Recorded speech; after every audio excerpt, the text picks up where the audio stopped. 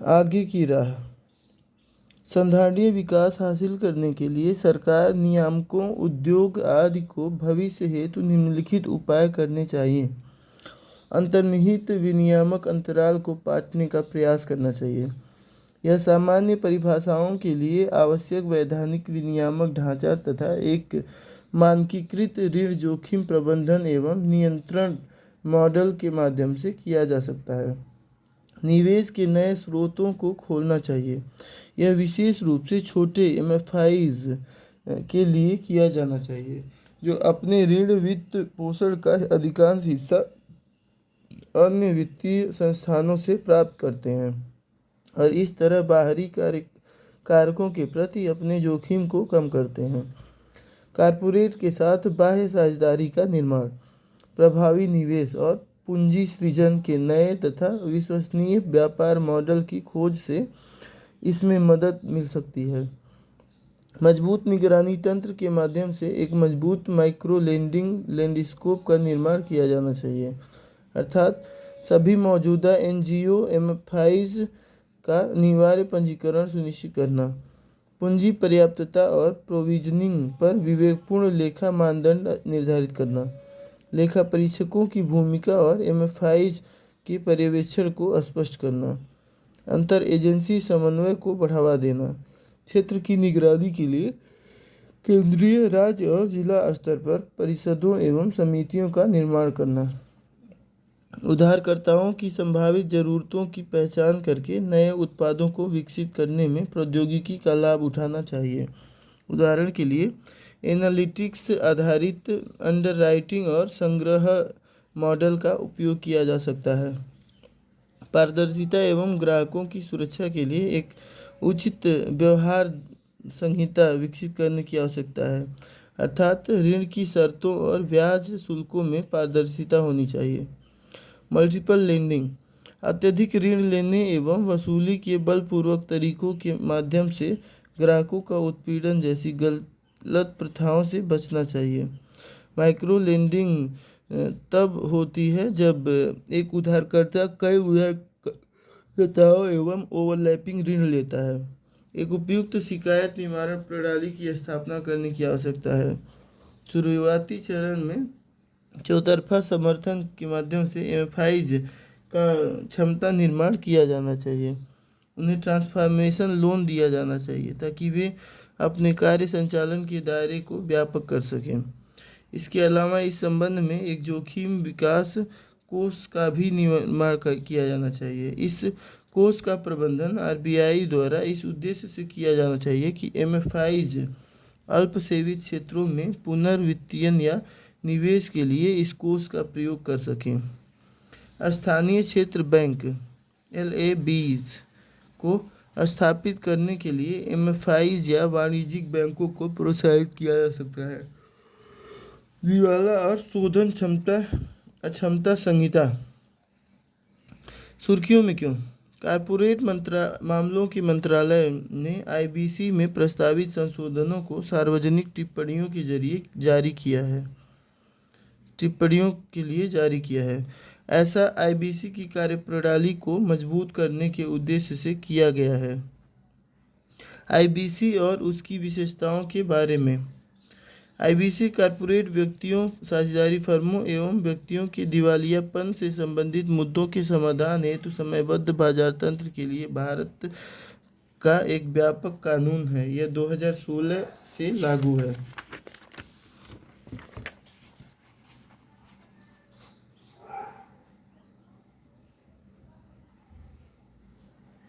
यह दिवाला और दिवालियापन के लिए एकल कानून का निर्माण करता है। अर्थ के लिए इन्फोग्राफिक देखें। इसका उद्देश्य एक मजबूत, आधुनिक एवं परिष्कृत दिवाला ढांचे का विकास करना है।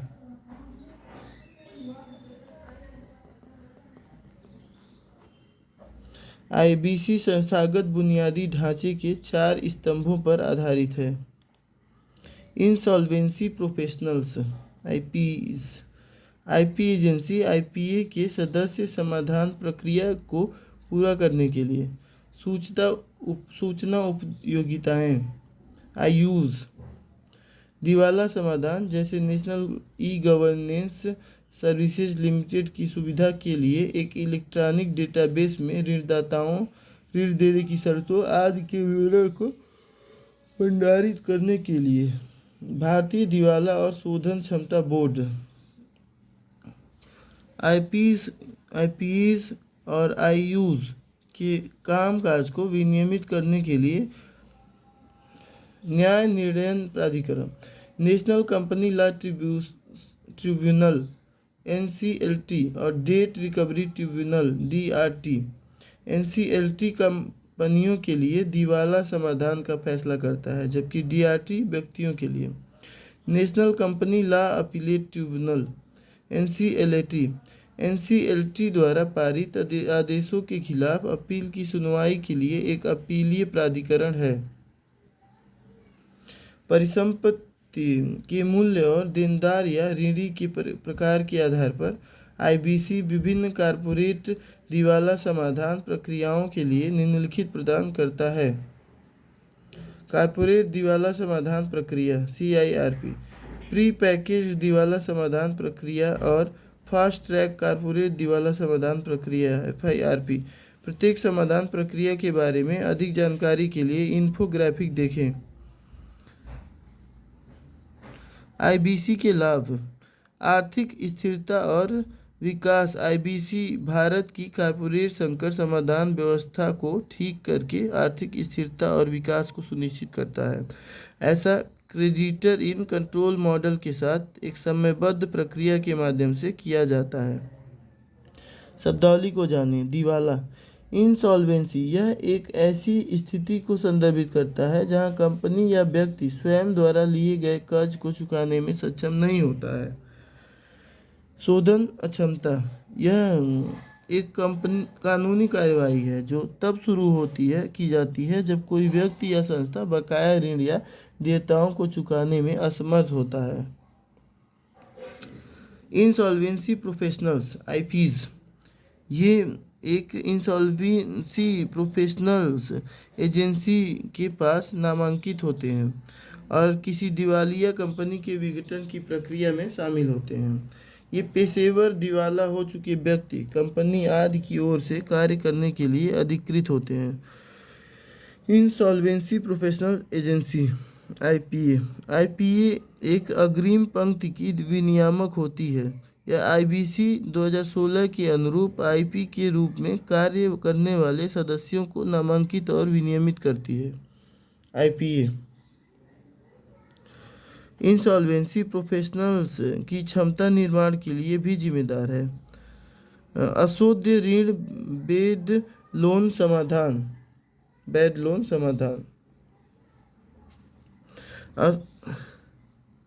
भारतीय दिवाला और शोधन अक्षमता बोर्ड विनियामक। इंफॉर्मेशन यूटिलिटी न्याय निर्णय वाला प्राधिकरण NCLT DRT। Insolvency professionals agency IPA की निगरानी में इंसॉल्वेंसी प्रोफेशनल्स दिवाला और शोधन अक्षमता संहिता।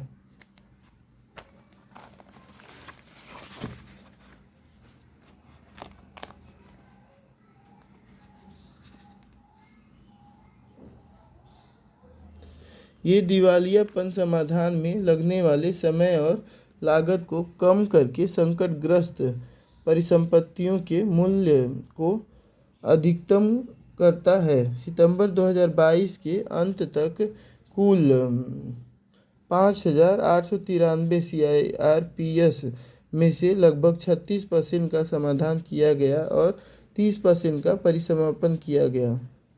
साथ ही समाधान के लिए लगने वाला औसत समय जो 2017 में 4.3 वर्ष था, वह घटाकर 2021-22 में 650 दिन हो गया। आईबीसी उद्यमशीलता को बढ़ावा देता है क्योंकि IBC ease of doing business को बेहतर करने की दिशा में एक महत्वपूर्ण सुधार है। आईबीसी समयबद्ध समाधान की सहायता से यह सुनिश्चित करता है कि क्रेडिट न तो फंसे और न ही खराब ऋण में परिवर्तित हो। इससे स्वस्थ क्रेडिट प्रवाह बनाए रखना आसान हो जाता है। यह लेनदार देनदार संबंधों में गहन परिवर्तन एवं देय राशि के भुगतान की प्राथमिकता के क्रम में परिवर्तन के माध्यम से सभी हितधारकों के हितों को संतुलित करता है। इसके अलावा इसने देनदारों के व्यवहार में परिवर्तन किया है। देनदार अब संकटग्रस्त परिसंपत्तियों के मूल्य में धीमी गिरावट से बचने के लिए शुरुआती चरणों में ही संकट का समाधान कर रहे हैं। CIRP यह एक कॉर्पोरेट ऋणी देनदार से संबंधित कॉर्पोरेट दिवाला प्रक्रिया का समाधान करने के लिए एक ऋणदाता नियंत्रण मॉडल है। इसे एक वित्तीय ऋणदाता, लेनदार, एक ऑपरेशनल ऋणदाता और कॉर्पोरेट ऋणी के कॉर्पोरेट आवेदक द्वारा शुरू किया जा सकता है। यह तभी आरंभ किया जा सकता है जब डिफ़ॉल्ट ऋण की न्यूनतम राशि 1 करोड़ रुपए हो। इसे 180 दिनों अधिकतम 270 दिनों के साथ की अवधि के भीतर पूरा करना होता है।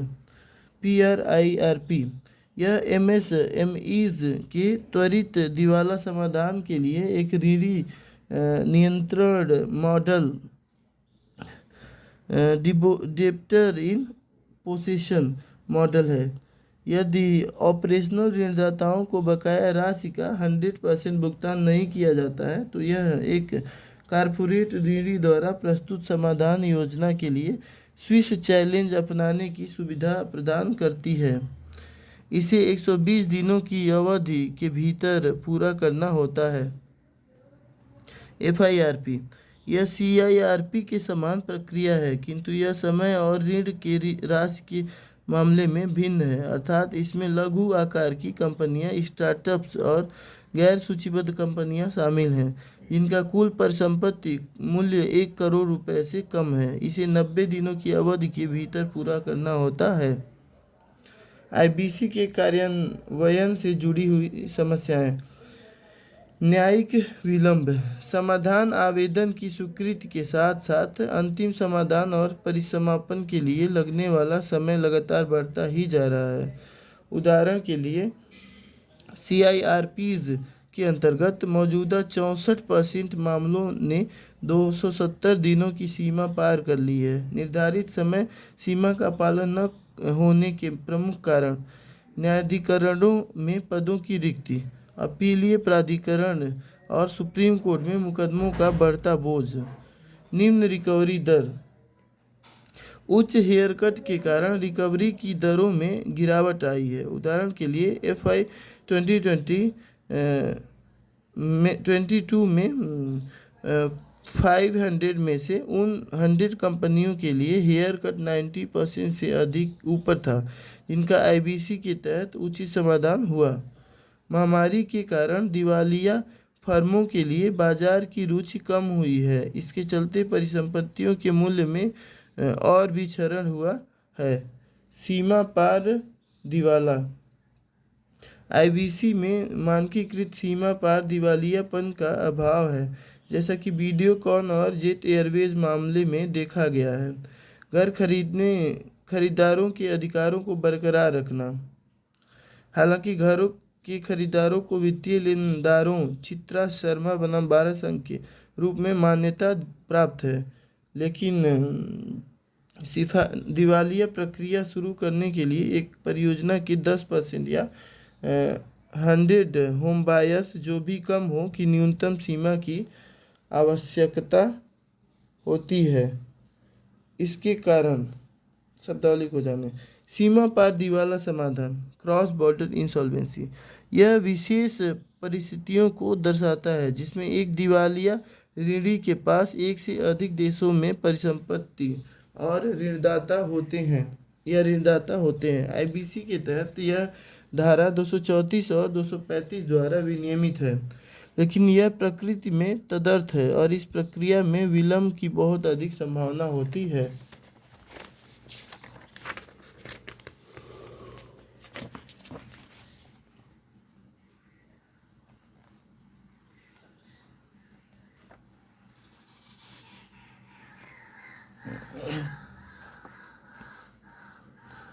रियल एस्टेट के मालिक के खिलाफ दिवालिया कार्रवाई शुरू करने के लिए आवश्यक सीमा को पार करने में व्यावहारिक कठिनाइयां आती हैं। सूचना उपयोगिताओं का कम उपयोग। दिवाला समाधान समय अवधि को सीमित करने में इसकी महत्वपूर्ण भूमिका के बावजूद यह आईबीसी का सबसे कम उपयोग किया जाने वाला स्तंभ है। आईपीज और आईपीएज की कार्यप्रणाली से जुड़े मुद्दे। आईपीएज को विनियमित करने वाले कई आईपीएज विभिन्न मुद्दों को जन्म देते हैं। उदाहरण के लिए सामान्य मानकों की अनुपस्थिति, निर्णय लेने में एकरूपता का अभाव, दावेदारों के रिकॉर्ड के रखरखाव में समुचित सावधानी की कमी आदि। आईबीसी फ्रेमवर्क में प्रस्तावित प्रमुख परिवर्तन और उनके लाभ। प्रौद्योगिकी। आईबीसी के तहत कई प्रक्रियाओं जैसे मामला प्रबंधन, नोटिस वितरण प्रक्रिया से गुजर रहे कॉर्पोरेट डेटर के रिकॉर्ड के भंडारण आदि को संभालने के लिए एक ई प्लेटफॉर्म विकसित किया जाएगा। संभावित लाभ: पारदर्शिता, कम विलंब, बेहतर निर्णय लेना। कॉर्पोरेट दिवाला समाधान प्रक्रिया आवेदन स्वीकृति। वित्तीय ऋणदाता एफसीज सीआईआरपी आवेदन से पहले सूचना उपयोगिताओं पर डिफ़ॉल्ट या विवाद उत्पत्ति का पता लगाएंगे। न्याय निर्णयन प्राधिकरण अनिवार्य रूप से आवेदन को स्वीकार करेगा और यदि डिफ़ॉल्ट सिद्ध हो जाता है तो सीआईआरपी को शुरू करेगा। एक अंतरिम समाधान पेशेवर प्रस्तावित करने से संबंधित सीडी के अधिकार को खत्म करेगा और इसे AA को देगा। आईआरपी की नियुक्ति AA तथा आईबीबीआई की सिफारिश पर की जाएगी। AA और आईबीसी नियमों के उल्लंघनों पर जुर्माना लगाने के लिए सशक्त करेगा। स्वीकृत प्रक्रिया के दौरान आईयूज को जमा किए गए रिकॉर्ड पर निर्भरता में वृद्धि होगी। डिफ़ॉल्ट दस्तावेजों के सत्यापन और सीआईआरपी के शीघ्र आरंभ होने में लगने वाला समय कम होगा। आईआरपी की स्वतंत्रता सुनिश्चित होगी। व्यापार कानून विधियों में अपराधों में कमी आएगी। AA के समय की बचत होगी। दिवाला समाधान प्रक्रिया को सरल बनाना। Pre packaged insolvency resolutions framework PRIRP की प्रयोज्यता को कंपनियों की एक विस्तृत श्रृंखला तक विस्तारित करना। PRIRP के तहत असंबद्ध एफसी के लिए सीमा को कम करना आदि। रियल एस्टेट के मामलों को सीमित करने के परिणाम केवल डिफ़ॉल्ट परियोजनाओं तक ही लागू होंगे। औपचारिक रूप से प्रोजेक्ट वार सीआईआरपी या रिवर्स सीआईआरपी को मान्यता देते हुए केंद्र सरकार विशेष सीआईआरपी में प्रशासक की नियुक्ति करेगी आदि। न्यायिक प्रक्रिया के बाहर सीडी के लिए दिवाला समाधान प्रक्रिया चलाने के लिए एफसीज को सुविधा होगी। PRIRP के तहत तेजी से और अधिक कुशल निर्णय लेना संभव होगा। परियोजना वार सीआईआरपी की सहायता से घर खरीदारों के लिए घर के कब्जे में आने वाली कठिनाइयों और देरी को कम किया जा सकेगा। परिसमापन प्रक्रिया को पुनर्गठित किया जाएगा। इसका उद्देश्य यह है कि यदि परिसमापन संभव नहीं है तो ऋणदाताओं की समिति COC कंपनी की प्रत्यक्ष विघटन के लिए AA से अनुरोध कर सकेगी। सीआईआरपी और परिसमापन प्रक्रिया के बीच गतिविधियों के दोहराव को समाप्त किया जाएगा। COC परिसमापक की कार्यप्रणाली की निगरानी और समर्थन करेगी। साथ ही परिसमापन प्रक्रिया में सभी निर्णय साधारण बहुमत से लिए जाएंगे आदि। दोहराव के कारण होने वाली देरी को कम करके दक्षता में वृद्धि होगी। परिसमापन प्रक्रिया की बेहतर निगरानी की जा सकेगी आदि। अन्य क्षेत्र। आईबीबीआई मूल्यांकन संबंधी सभी सेवाएं प्रदान करने के लिए मूल्यांकनकर्ताओं के एक विशेष वर्ग को पंजीकृत और विनियमित करेगा। सेवा प्रदाताओं का बेहतर विनियमन।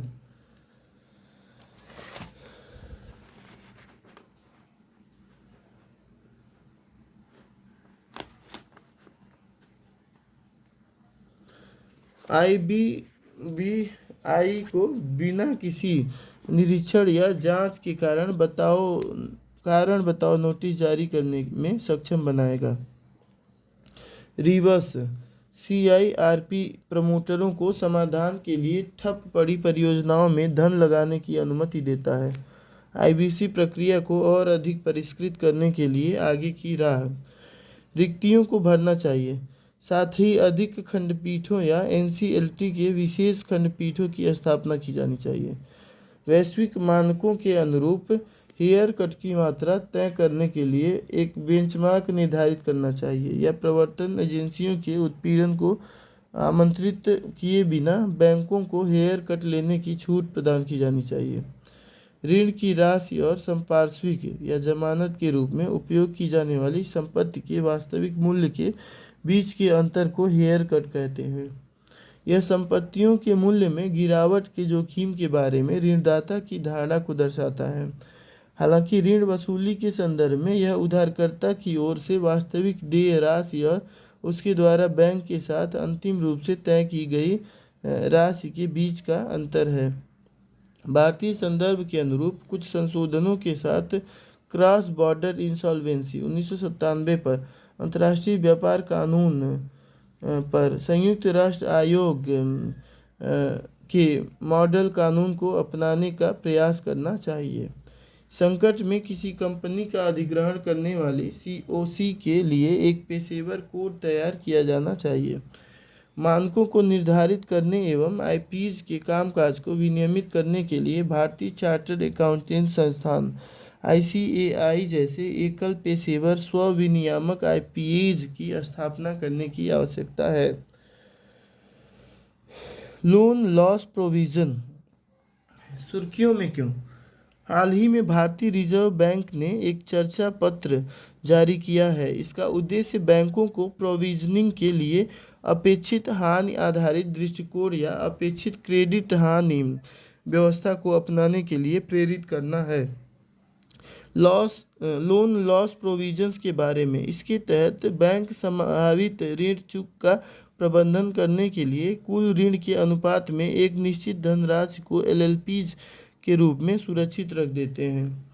इस प्रकार LLPs पूरी तरह या आंशिक रूप से ऋण हानि को कवर करने के लिए बैंकों द्वारा निर्धारित आय विवरण व्यय है। सभी ऋण खराब नहीं होते हैं, इसलिए बैंकों द्वारा बैंक ऋण पोर्टफोलियो के संभावित नुकसान को कम करने के लिए LLPs का उपयोग एक क्रेडिट जोखिम प्रबंधन संस्थान के रूप में किया जाता है। लोन लॉस प्रोविजन का महत्व। मार्क टू मार्केट MTM लेखांकन पद्धतियों में LLPs एक आवश्यक इनपुट है। ये ऋण डिफ़ॉल्ट के विरुद्ध एक आंतरिक बीमा कोष निर्मित करते हैं। ये बैंकों की समग्र वित्तीय स्थितियों के सटीक आकलन के माध्यम से विवेकपूर्ण पर्यवेक्षण में मदद करते हैं। ये विफलताओं को सीमित करके वित्तीय प्रणाली की स्थिरता की ओर बेहतर करते हैं। मार्क टू मार्केट MTM लेखाओं के उचित मूल्य को मापने का एक तरीका है। यह मूल्य समय के साथ घटता बढ़ता रहता है, जैसे परिसंपत्तियां और देनदारियां।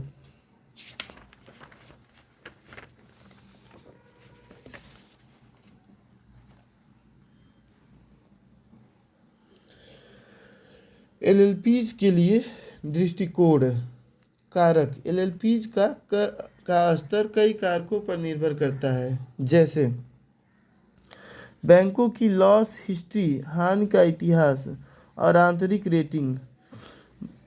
अन्य बैंकों का प्रतिस्पर्धात्मक विश्लेषण, बैंकों की सुरक्षा और स्थिरता के लिए अपेक्षित स्तर। आर्थिक स्थितियाँ। वर्तमान दृष्टिकोण। वर्तमान में बैंकों को उपगत हानि दृष्टिकोण के आधार पर LLPs करने की आवश्यकता होती है। यह एक विवेकपूर्ण प्रोसाइक्लिकल व्यवस्था है। इसमें बैंकों को होने वाली हानियों के लिए प्रोविजनिंग करने की आवश्यकता होती है। यहाँ विशिष्ट प्रोविजन के साथ कवरेज तब बढ़ता है जब ऋण पर दबाव बढ़ने लगता है और वे गैर निष्पादक बन जाते हैं। गौरतलब है कि सरल शब्दों में प्रोसाइक्लिकल का अर्थ वस्तुओं सेवाओं के मूल्य और आर्थिक संकेतकों के होने वाले परिवर्तन की अर्थव्यवस्था की स्थिति के अनुरूप होना है। लेखांकन के संदर्भ में यह अंतर्राष्ट्रीय लेखा मानक IAS 39 वित्तीय उपकरण मान्यता और मापन द्वारा समर्थित है। 2014 में IFRS 9 अंतर्राष्ट्रीय वित्तीय रिपोर्टिंग मानक ने IAS 39 का स्थान ले लिया था। इसका उद्देश्य बैंकों की ऋण LLPs प्रथाओं को अपेक्षित हानि आधारित दृष्टिकोण में बदलना था। प्रस्तावित दृष्टिकोण अपेक्षित हानि आधारित दृष्टिकोण एक काउंटर साइक्लिकल या गतिशील अग्रगामी फ्रेमवर्क है। इसे ऐसे डिजाइन किया गया है कि बेहतर आर्थिक स्थिति के दौरान उच्च LLPs के माध्यम से प्रोविजंस के रिजर्व का निर्माण किया जा सके और आर्थिक मंदी में LLPs के अपेक्षाकृत निम्न स्तरों के बारे में सब रिपोर्ट करके इन रिजर्व्स का उपयोग किया जा सके। व्यक्तिगत बैंक स्तर पर और समग्र व्यापार चक्र पर भी इसका प्रभाव पड़ता है। साथ ही यह किसी भी प्रकार के प्रणालीगत मुद्दों से बचने में भी मदद करता है। प्रोसाइक्लिकल LLP से जुड़ी समस्याएं। आर्थिक उत्थान की अवधि में अल्प नुकसान के कारण बैंकों से कम LLPs, ऋणों की लागत को कम करके आंकना, साथ ही ऋण देने के मानक कम प्रतिबंधात्मक हो जाते हैं। इससे ऋण वृद्धि को बढ़ावा मिलता है।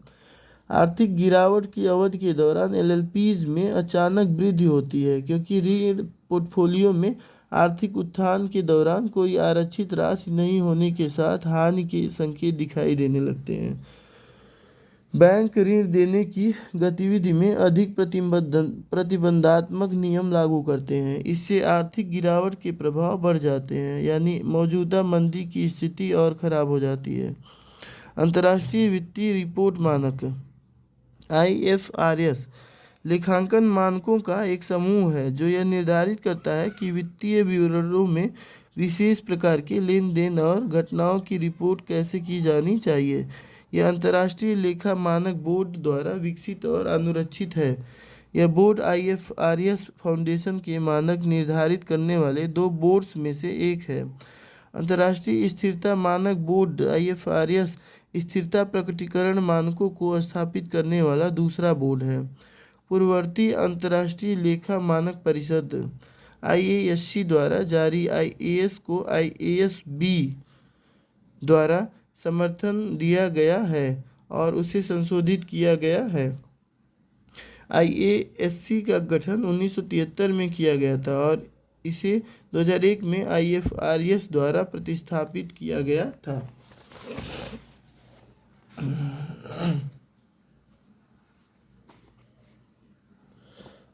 ECL व्यवस्था के तहत LLP पर प्रस्तावित रूपरेखा। पहले इसे अप्रैल 2018 से अपनाने का प्रस्ताव था, लेकिन इसे टाल दिया गया था। भारत में बड़े NBFCs पहले से ही क्रेडिट घाटे का अनुमान लगाने के लिए ECL दृष्टिकोण का पालन कर रहे हैं। दिशा निर्देश। बैंकों द्वारा वित्तीय परिसंपत्तियों, मुख्य रूप से ऋण, को 3 श्रेणियों चरण 1, चरण 2, चरण 3 में बांटा जाएगा और तत्पश्चात आवश्यक प्रोविजंस किए जाएंगे। ये श्रेणियां निम्नलिखित पर निर्भर करती हैं: प्रारंभिक मान्यता के समय, उन पर ऋण हानियों का आकलन और बाद की प्रत्येक रिपोर्टिंग तिथि पर। मापदंड: वित्तीय परिसंपत्तियों का वर्गीकरण। चरण 1, प्रारंभिक पहचान के बाद से क्रेडिट जोखिम में कोई उल्लेखनीय वृद्धि नहीं हुई है या रिपोर्टिंग तिथि पर क्रेडिट जोखिम कम है। चरण 2, प्रारंभिक पहचान के बाद से ऋण जोखिम में उल्लेखनीय वृद्धि हुई है, लेकिन हानि का कोई वस्तुनिष्ठ प्रमाण नहीं है। चरण 3, रिपोर्टिंग तिथि पर हानि के वस्तुनिष्ठ साक्ष्य के साथ वित्तीय परिसंपत्तियां। इन परिसंपत्तियों के लिए प्रोविजंस: 12 महीने की अपेक्षित क्रेडिट लॉसेज की पहचान की जाती है और ब्याज राजस्व की गणना परिसंपत्ति की सकल अग्रणित राशि पर की जाती है। जीवन पर्यंत प्रत्याशित लोन लॉसेज की पहचान की जाती है। हालांकि ब्याज राजस्व की गणना अभी भी परिसंपत्ति की सकल अग्रणित राशि पर की जाती है। आजीवन प्रत्याशित लोन लॉसेज की पहचान की जाती है और ब्याज राजस्व की गणना निवल अग्रणित राशि पर की जाती है। बैंक प्रस्तावित सिद्धांतों के अनुरूप अपने स्वयं के मॉडल को डिजाइन और कार्यान्वित कर सकते हैं। इसके जरिए वे लॉस प्रोविजंस का अनुमान लगाते हुए ईसीएल का मापन कर सकते हैं। क्षेत्रीय ग्रामीण बैंकों आरआरबी और छोटे सहकारी बैंकों सीमा को बाद में तय किया जाएगा को इस ढांचे से बाहर रखने का प्रस्ताव है। ईसीएल व्यवस्था के संभावित लाभ और इससे जुड़ी चिंताएं। लाभ: बैंक सॉल्वेंसी बेहतर होगी। बैंकिंग प्रणाली के लचीलेपन में वृद्धि होगी क्योंकि ईसीएल के परिणाम स्वरूप मंदी में ऋण घाटे को कम करने के लिए अतिरिक्त प्रोविजंस किए जा सकते हैं। भारत के क्रेडिट लॉस प्रोविजंस को वैश्विक नियामक ढांचे के अनुरूप बनाने में मदद मिलेगी। क्रेडिट लॉस प्रोविजंस की पारदर्शिता में वृद्धि होगी। चिंताएं: बैंक की पूंजी पर बढ़े हुए प्रोविजंस का उच्च प्रभाव। अभी भी एक बड़े स्तर पर इसका परीक्षण किया जाना बाकी है। ईसीएल संबंधी अनुसंधान स्पेन, चिली जैसे कुछ देशों तक ही सीमित है। पर्याप्त प्रोविजन सृजित करने की इसकी क्षमता मौजूदा संकट की गंभीरता और समय अंतराल पर निर्भर करती है। बिजनेस साइकिल डेवलपमेंट अर्थात उतार चढ़ाव का पता लगाना मुश्किल है। चिंताओं को कम करने के लिए प्रस्तावित कदम। इस पर आरबीआई एक व्यापक मार्गदर्शन जारी करेगा। इसमें उन कारकों और सूचनाओं पर विस्तृत अपेक्षाएं निर्दिष्ट की जाएंगी जिन पर क्रेडिट जोखिम मॉडल तैयार करते समय विचार किया जाना आवश्यक है।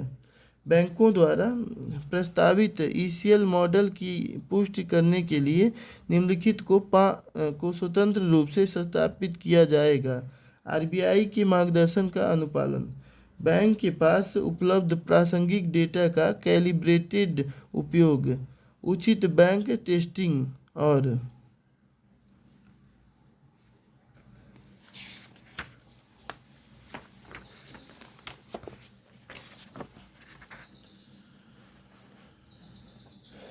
किसी पूर्वाग्रह आदि को दूर करने के लिए मॉडलों का आंतरिक सत्यापन।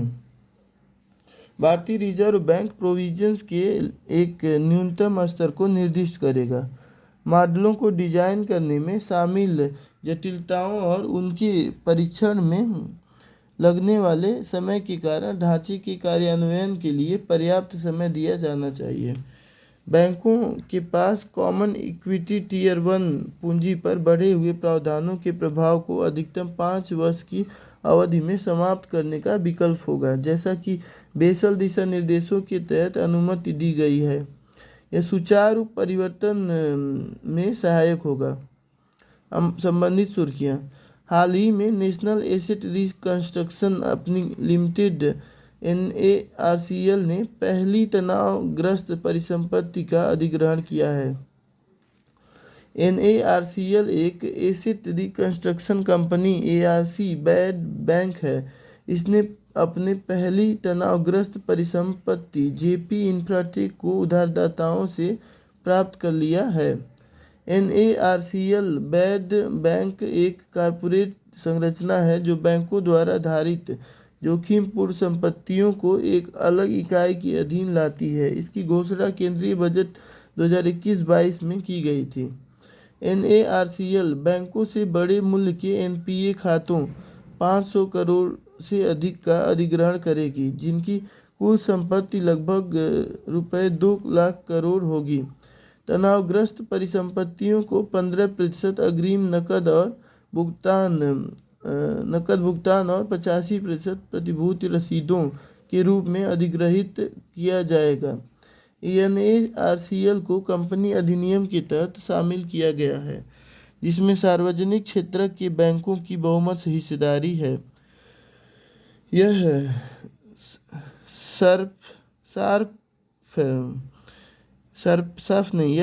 SARFAES अधिनियम 2002 के तहत एक आर्क के रूप में आरबीआई के साथ पंजीकृत है। बैड बैंक का महत्व। बैंकों को एनपीएज को कम करना, वित्तीय प्रणाली की स्थिरता को दक्षता में सुधार करना, इससे रिकवरी में सुधार होगा और प्रतिस्पर्धा को तनाव को बढ़ावा मिलेगा, क्योंकि एनएआरसीएल स्विस चैलेंज को बैंकों के लिए तनावग्रस्त संपत्तियों से सर्वोत्तम रिकवरी करने की अनुमति देता है। एमएसएमई के स्तर पर अन्य एआरसीज के लिए अवसर मिलता है, क्योंकि एनएआरसीएल केवल उन्हीं संपत्तियों का पुनर्निर्माण करता है जहां बैंकों का कुल बकाया 500 करोड़ रुपए से अधिक है। कर्जदाता बैंक। भुगतान प्रबंधन शुल्क, बिक्री, लीज, निपटान प्रबंधन, अधिग्रहण, पुनर्निर्माण या प्रतिभूति प्रवर्तन द्वारा वसूली। कर्जदार। परिसंपत्ति को ट्रस्ट में स्थानांतरित करना, 15% अग्रिम भुगतान शेष एसआरएस जारी करके। 81 परिसंपत्तियों के अधिग्रहण के बाद क्यूबी ओबी को एसआरएस की पेशकश करना। फिर क्यूबी है ओबी समझ नहीं आ रहा है, लेकिन चलिए। परिसंपत्ति धारण करने के लिए बकाया राशि का पुनर्भुगतान। एआरसीज की कार्यप्रणाली। एसआर या प्रतिभूति रसीद एक रसीद प्रतिभूति है जिसे एआरसी वित्तीय परिसंपत्ति में अविभाजित अधिकार, स्वामित्व या लाभ की खरीद अधिग्रहण पर किसी भी ओबी को जारी करता है। ओबी नहीं क्यूबी लग रहा है मुझे, क्यूबी या क्वालिफाइड बायर कारपोरेट, क्यूबी है। क्वालिफाइड बायर कारपोरेट संस्थाओं जैसे वित्तीय संस्थान, एफआई, बीमा कंपनी, बैंक, ट्रस्टी, परिसंपत्ति प्रबंधन कंपनी, एएमसी आदि या आरबीआई या सेबी द्वारा निर्धारित गैर संस्थागत निवेशकों को की किसी भी श्रेणी का प्रतिनिधित्व करता है।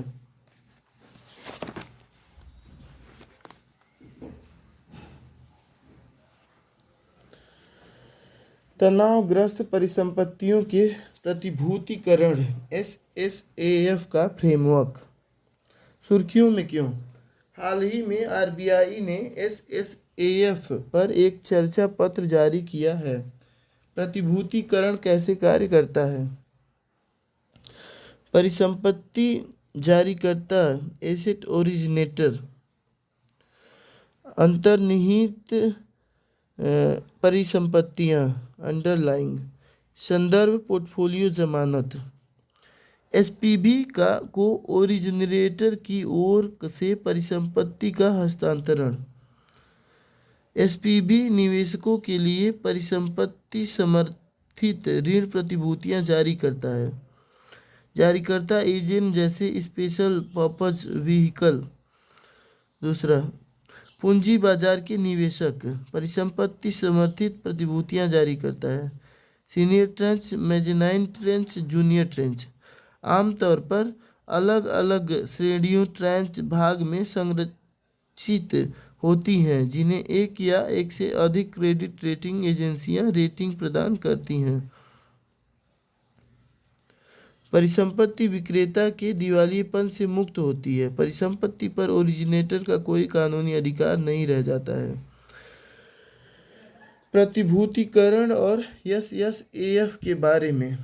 प्रतिभूतिकरण में ऋणों की पूलिंग और फिर उन्हें एक एसपीई को बेचना शामिल होता है। इसके पश्चात यह संस्था ऋण पूल द्वारा समर्थित प्रतिभूतियों को जारी करती है। एसपीई किसी विशिष्ट उद्देश्य के लिए संगठित एक कंपनी, ट्रस्ट या अन्य इकाई होती है। इसे स्पेशल पर्पज व्हीकल भी कहा जाता है।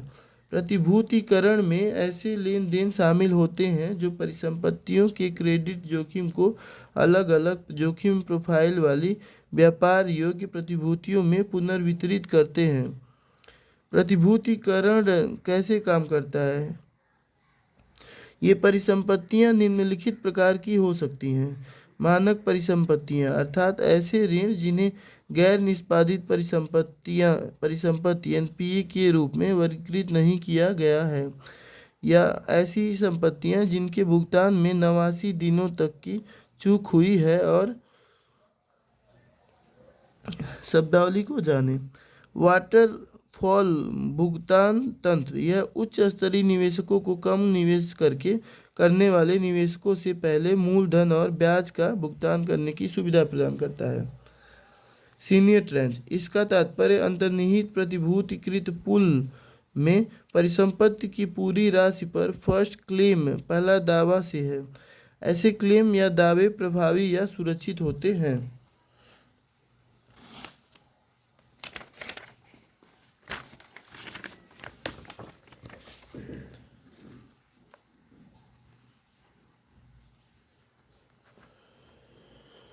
और तनावग्रस्त परिसंपत्तियां यानी एनपीए के रूप में वर्गीकृत ऋण। एसएसएफ का उद्देश्य मानक परिसंपत्तियों के प्रतिभूतिकरण की तर्ज पर एसपीई मार्ग के जरिए एनपीए के प्रतिभूतिकरण को सक्षम बनाना है। वर्तमान में भारत में 1 जनवरी 2018 से लागू बेसल दिशा निर्देशों के अनुसार एसपीई मार्ग के माध्यम से मानक परिसंपत्तियों के प्रतिभूतिकरण की अनुमति है।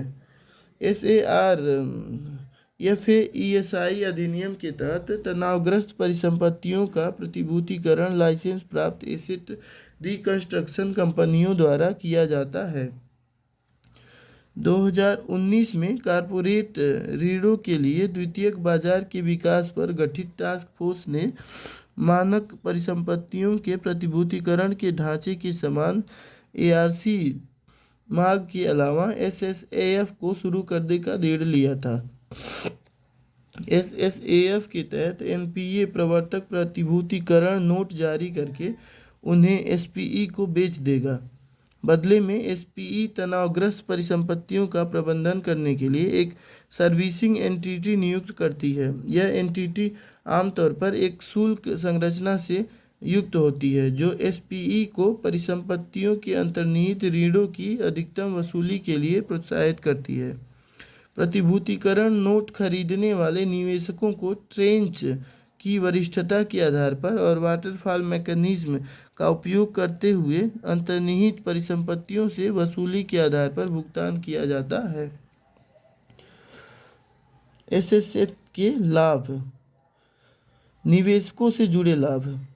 तनावग्रस्त परिसंपत्तियों में एक आकर्षक जोखिम रिटर्न प्रोफाइल के साथ एक वैकल्पिक निवेश मार्ग तक पहुंच यह पोर्टफोलियो विविधीकरण में मदद करता है। एआरसीज के लिए आय के अधिक अवसर मिलते हैं। बैंकिंग पर्यवेक्षण पर बेसल समिति बीसीबीएस यूरोपीय संघ आदि ने एनपीएज के प्रतिभूतिकरण पर दिशा निर्देश जारी किए हैं। बाजार। भारत में एक मजबूत और बेहतर प्रतिभूतिकरण बाजार का विकास कर भारत के ऋण जोखिम बाजार को मजबूत बनाना। सरल प्रतिभूतिकरण संरचनाओं को सुगम बनाना।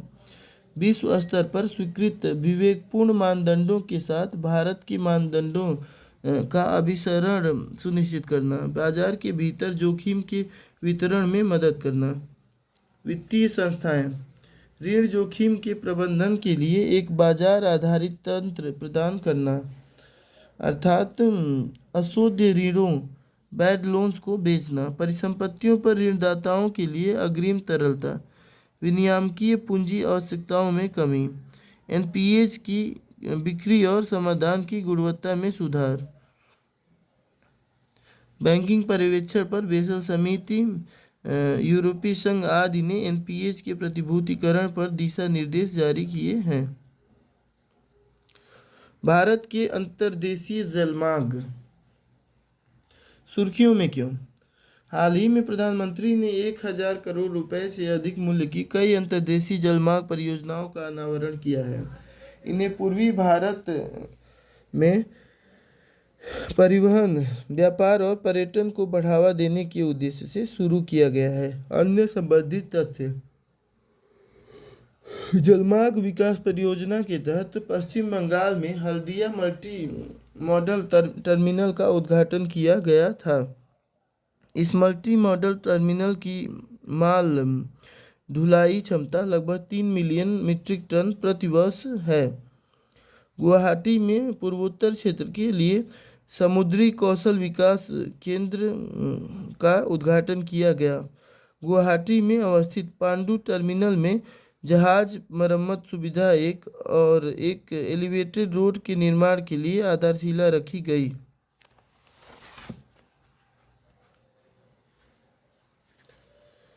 गंगा नदी के किनारे 60 से अधिक सामुदायिक घाटों का निर्माण किया जा रहा है।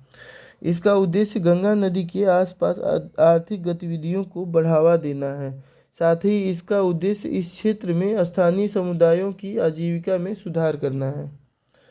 जलमार्ग विकास परियोजना कार्यान्वयन एजेंसी पत्तन पोत परिवहन और जलमार्ग मंत्रालय विश्व बैंक के सहयोग से भारतीय अंतर्देशीय जलमार्ग प्राधिकरण। उद्देश्य 1500 से 2000 टन तक वजन वाले बड़े जहाज़ों के नेविगेशन के लिए वाराणसी से हल्दिया राष्ट्रीय जलमार्ग 1 पर के बीच जलमार्ग का निर्माण करना। अन्य विशेषताएं 1986 में भारतीय अंतर्देशीय जलमार्ग प्राधिकरण का गठन किया गया था। इसे मुख्य रूप से नौवहन और नेविगेशन के उद्देश्य से अंतर्देशीय जलमार्गों के विकास और विनियमन हेतु विकसित किया गया था। मल्टी मॉडल टर्मिनल जलमार्ग विकास परियोजना का एक हिस्सा है। हल्दिया गंगा नदी पर बनाए जा रहे 3 मल्टी मॉडल टर्मिनलों में से एक है। इस परियोजना के तहत साहिबगंज और वाराणसी में 2 अन्य एमएमटीज का निर्माण किया गया है। अंतर्देशीय जल परिवहन IWT की क्षमता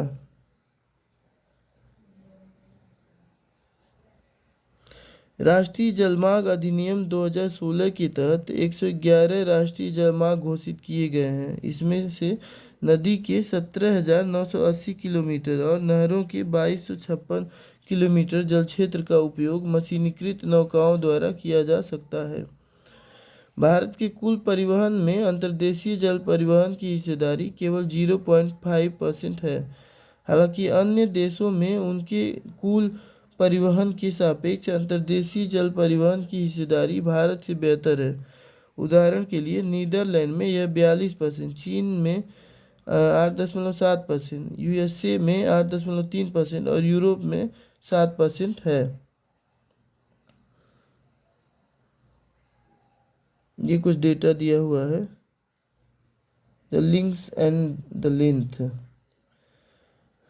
गंगा भागीरथी हुगली हल्दिया प्रयागराज जो नेशनल वाटर जो है राष्ट्रीय जलमार्ग फर्स्ट जो है राष्ट्रीय जलमार्ग फर्स्ट 1620 किमी है और सेकंड जो है ब्रह्मपुत्र रिवर पे 891 किलोमीटर का है और थर्ड जो जलमार्ग है वो वेस्ट कोस्टल कैनाल चंपकारा कैनाल से उद्योग मंडल कैनाल तक है 205 किलोमीटर है। तो इस तरह से जो है ये सारे जो है दिए गए हैं यहाँ पे। तो जो सबसे इम्पोर्टेंट होता है वो यही होता है राष्ट्रीय जलमार्ग संख्या 1 जो गंगा भगीरथी हुगली नदी से हल्दिया से प्रयागराज को जाती है।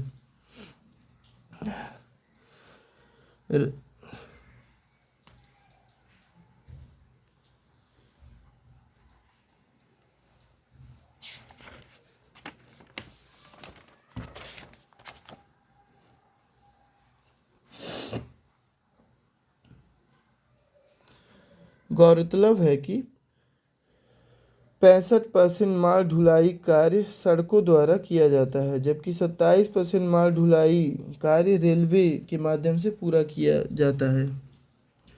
मैरीटाइम इंडिया विजन 2030 दस्तावेज के तहत राष्ट्रीय जलमार्गों के माध्यम से किए जाने वाले माल ढुलाई के स्तर को बढ़ाने का लक्ष्य रखा गया है। इसे वित्त वर्ष 2020-21 के 83.61 मिलियन मीट्रिक टन से बढ़ाकर 2030 तक 200 MMT तक किया जाएगा।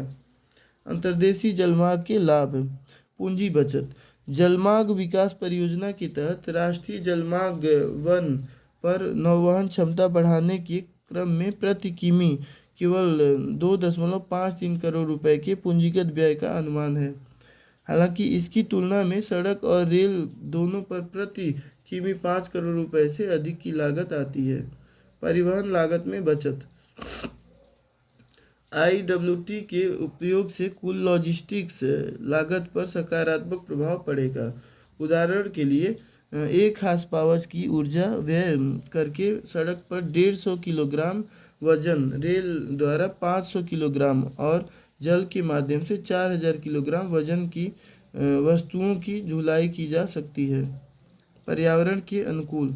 आधुनिक अंतर्देशीय जलीय जहाज़ों में ईंधन के रूप में प्राकृतिक गैस LNG और CNG के उपयोग से SOx NOx 70%, पार्टिकुलेट मैटर 95% और कार्बन डाइऑक्साइड 25% के उत्सर्जन में कमी आएगी। इसके अलावा प्रति टन किमी ईंधन खपत में भी कमी आएगी। साथ ही सड़क और रेल परिवहन पर भी बोझ कम होगा। इसके परिणाम स्वरूप ईंधन की खपत तथा पर्यावरण प्रदूषण में भी कमी आएगी। LNG और CNG इंजनों द्वारा उत्पन्न ध्वनि शोर का स्तर डीजल इंजनों की तुलना में कम होता है, इसलिए परिवेशी ध्वनि शोर के स्तर पर इनका अधिक प्रभाव नहीं पड़ता है। नौवहन सुविधाओं में सुधार। वृद्धि के कारण नदी के प्रवाह में भी सुधार होगा। साथ ही इससे जलीय वनस्पतियों और जीवों को भी लाभ होगा। क्षेत्रीय व्यापार में वृद्धि। IWT कलादान परियोजना के कारण भारत और बांग्लादेश, भारत और म्यांमार के बीच व्यापार में बढ़ोतरी हुई है। अन्य लाभ। रोजगार और व्यवसाय के अवसरों के रूप में आर्थिक अवसरों, कार्गो संचालन और क्षेत्रीय लघु व्यावसायिक गतिविधियों दोनों के स्तर पर में वृद्धि होगी। नदी के दोनों किनारों पर परिवहन कार्यकलापों के मामले में स्थानीय समुदायों की पहुंच में वृद्धि होगी। राष्ट्रीय जलमार्गों के विकास में मौजूदा चुनौतियां। निवेश का निम्न स्तर। IWT और परिवहन के अन्य साधनों के बीच एकीकरण का अभाव है। इसके अलावा रेल और सड़क नेटवर्क के विकास पर अधिक जोर देने के कारण IWT के विकास पर पर्याप्त व्यय नहीं हो पाया है। सहायक सुविधाओं के विकास की उच्च लागत। आधुनिक समय के मल्टी मॉडल टर्मिनलों, जेटी, फेरी पॉइंट्स और नदी सूचना प्रणालियों के विकास में अत्यधिक पूंजीगत निवेश की आवश्यकता होती है। सस्ता। राजमार्गों के लिए 2.28 रुपये, रेलवे के लिए 1.41 रुपये, जलमार्गों के लिए 1.19 रुपये। 1 टन माल के 1 किलोग्राम तक परिवहन की लागत। 1 लीटर सड़क मार्ग से 1 लीटर ईंधन सड़क मार्ग से 24 टन माल का परिवहन कर सकता है। हरित। और रेलवे द्वारा 85 टन और जलमार्ग द्वारा 105 टन।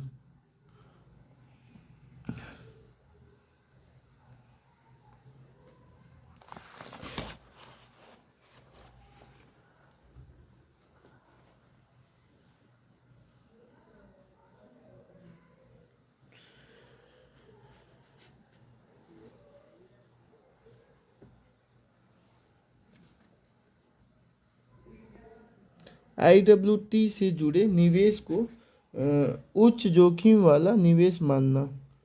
यह धारणा बैंकों को निजी कंपनियों को अग्रिम ऋण देने से रोकती रही है। साथ ही इस धारणा ने PPP मोड के माध्यम से होने वाले निजी निवेश को भी हतोत्साहित किया है। तकनीकी चुनौतियां इनमें शामिल हैं 2.5 मीटर से 3 मीटर की आवश्यक गहराई एवं चौड़ाई वाले जलमार्गों का विकास एवं रखरखाव। अनियमित तलछटीय गाद। नदी तट को पहुंचने वाले नुकसान को रोकने एवं अन्य उपयोगकर्ताओं की सुरक्षा के लिए स्पीड कंट्रोलर रेगुलेशन, क्रॉस फेरी ने सुरक्षा आदि। आगे की राह। नौवहन संबंधी बुनियादी ढांचे की स्थापना करना। कार्गो टर्मिनल और जेटी जैसे आवश्यक बुनियादी ढांचे का अभाव जल परिवहन के मंद विकास का एक प्रमुख कारण रहा है। प्रकृति के साथ कार्य करना। संरक्षित आवास क्षेत्रों में ड्रेजिंग पर प्रतिबंध जैसे उपायों को अपनाने की आवश्यकता है ताकि जल यातायात के कारण जलीय जैव विविधता को होने वाले नुकसान को रोका जा सके। सभी जहाज़ों को ठोस या तरल अपशिष्ट को रोकने के लिए जीरो डिस्चार्ज मानकों का पालन करना चाहिए। नीति आयोग ने अपनी कार्य योजना में अंतर्देशीय जलमार्गों की कनेक्टिविटी और दक्षता को बढ़ाने की सिफारिश की है। इसके लिए अंतर्देशीय जलमार्गों के प्रशासन को सुव्यवस्थित किया जाना चाहिए। साथ ही IWAI जैसे अंतर्देशीय जल परिवहन की निगरानी के लिए एक व्यापक निकाय का गठन किया जाना चाहिए, ताकि इस क्षेत्र से संबंधित नियमों और रणनीति में अधिक एकरूपता लाई जा सके। अंतर्देशीय और तटीय जल दोनों के लिए एकल पोत के उपयोग को बढ़ावा देते हुए समुद्र नौवहन पर आरोपित प्रतिबंधों में ढील दी जानी चाहिए। इसके साथ ही परिवहन की लागत एवं हैंडलिंग को भी कम किया जा सकता है। पड़ोसी देशों और पूर्वोत्तर में वस्तुओं की आवाजाही को सुविधाजनक बनाने के लिए अंतर्देशीय जलमार्ग परिवहन का विकास किया जाना चाहिए। नौवहन मार्गों को साल भर संचालनरत बनाए रखने के लिए उपायों को विकसित किया जाना चाहिए। जलीय परिवहन के मौसमी होने के कारण इसकी स्वीकृति कहीं न कहीं बाधित होती है। गाद मुक्त नदी जलमार्गों को विकसित करने का प्रयास किया जाना चाहिए, अर्थात नदी को साल भर नौवहन योग्य बनाए रखने के लिए उसकी गहराई कम से कम 2.5 मीटर से 3 मीटर की जानी चाहिए। शिपिंग लाइनों की सर्विसिंग हेतु पर्याप्त गहराई, तटीय गहराई बनाए रखने के लिए निरंतर ड्रेजिंग सहित अन्य उपायों के जरिए नदियों का पर्याप्त रखरखाव सुनिश्चित किया जाना चाहिए। अंतर्देशीय जलमार्गों के विकास के लिए की गई पहलें। राष्ट्रीय जलमार्ग वन पर जलमार्ग विकास परियोजना। कार्गो की लॉजिस्टिक लागत को कम करने के लिए बांग्लादेश के साथ समझौता ज्ञापन पर हस्ताक्षर किए गए हैं। IWAI द्वारा एकीकृत राष्ट्रीय परिवहन जलमार्ग ग्रिड का अध्ययन किया गया है। औद्योगिक विकास को बढ़ावा देने के लिए सागर माला परियोजना अंतर्देशीय जलमार्गों का विस्तार करेगी। नदियों को जोड़ने से संबंधित कार्यक्रम। जलमार्गों के लिए केंद्रीय सड़क निधि की आय का 2.5% प्रस्तावित आवंटन। तकनीकी वस्त्र सुर्खियों में क्यों? हाल ही में वस्त्र मंत्रालय ने राष्ट्रीय तकनीकी वस्त्र मिशन नामक फ्लैगशिप कार्यक्रम के तहत 2 दिशा निर्देश जारी किए हैं।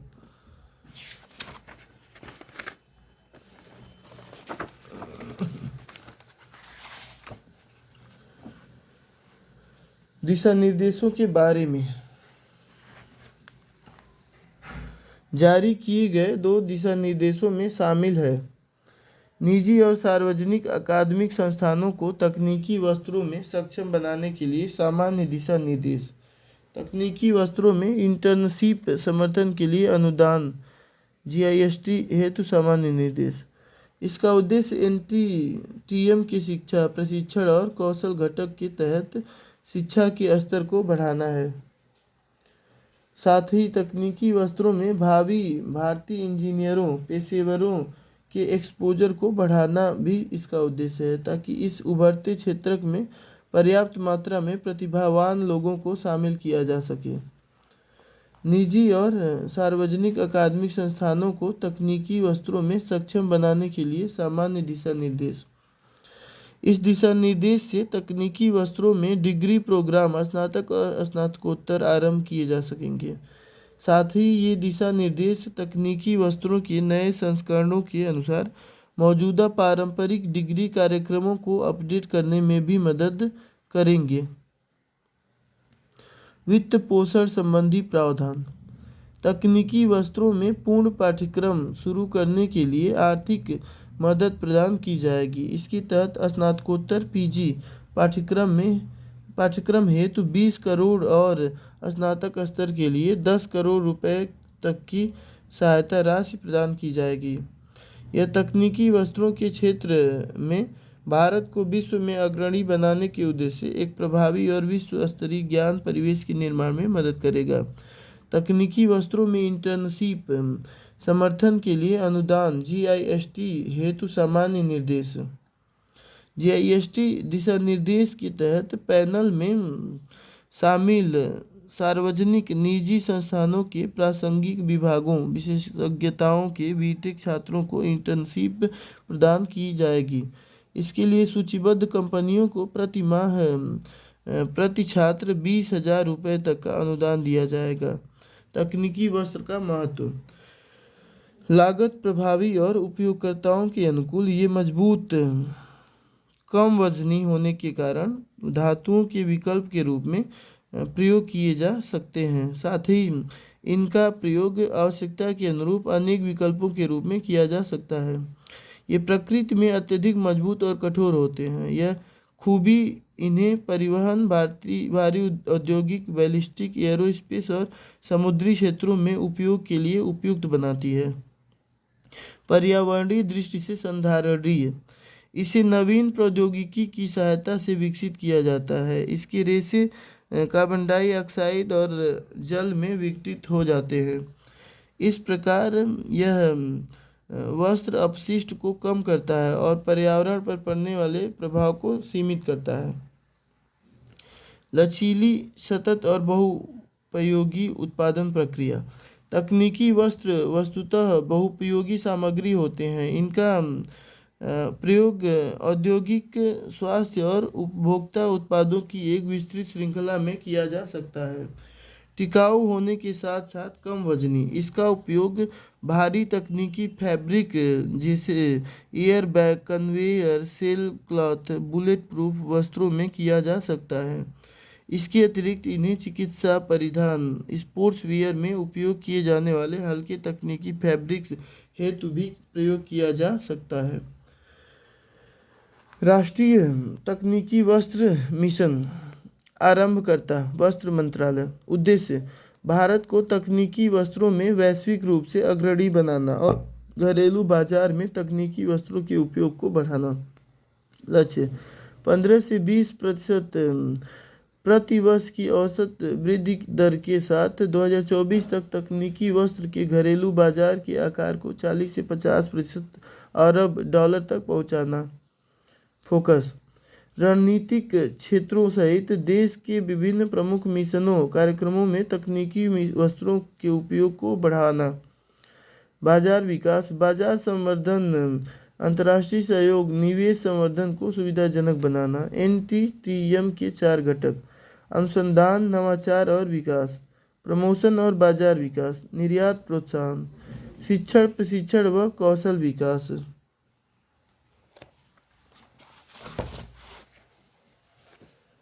अन्य लाभ।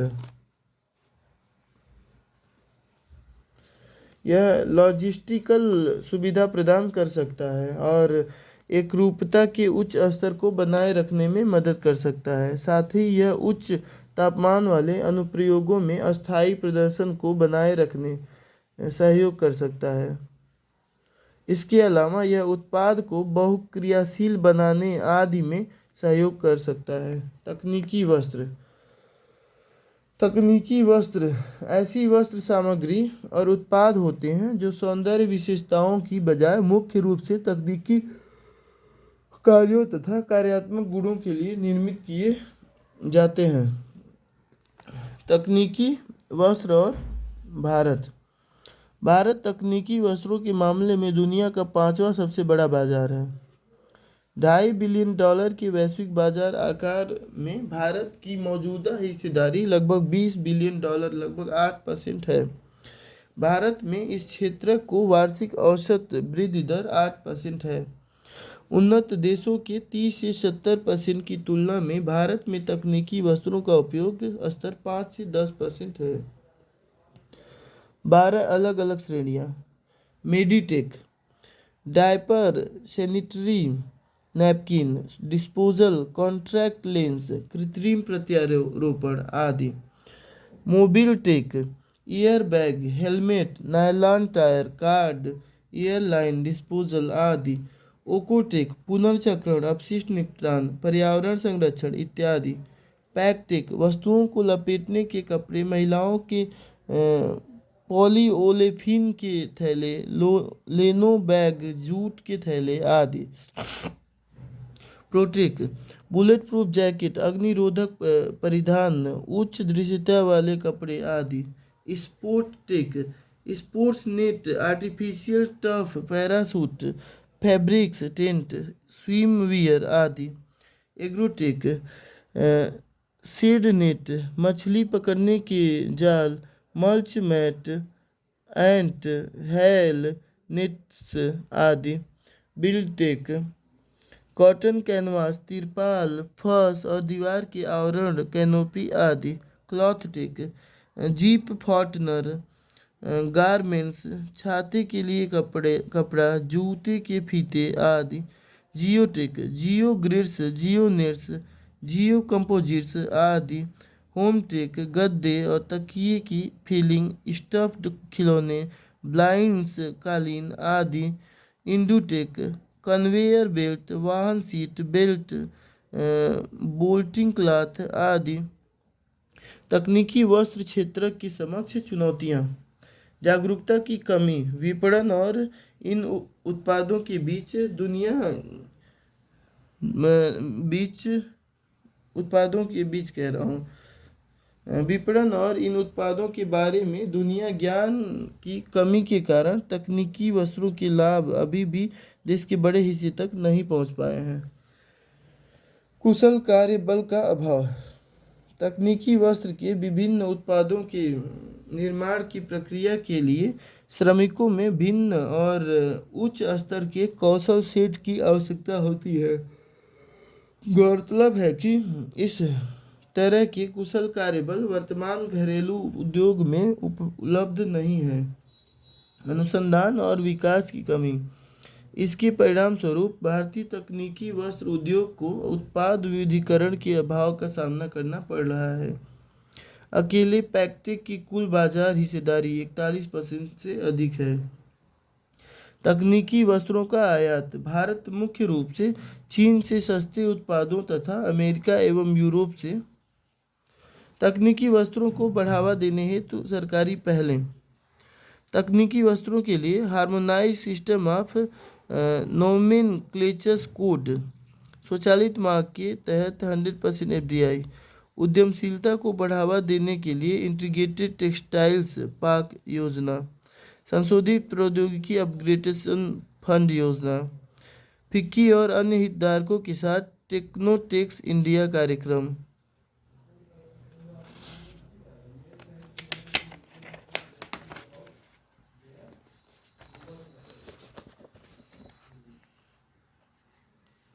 हाँ, अमेरिका और यूरोप से उच्च तकनीक उत्पादों का आयात करता है।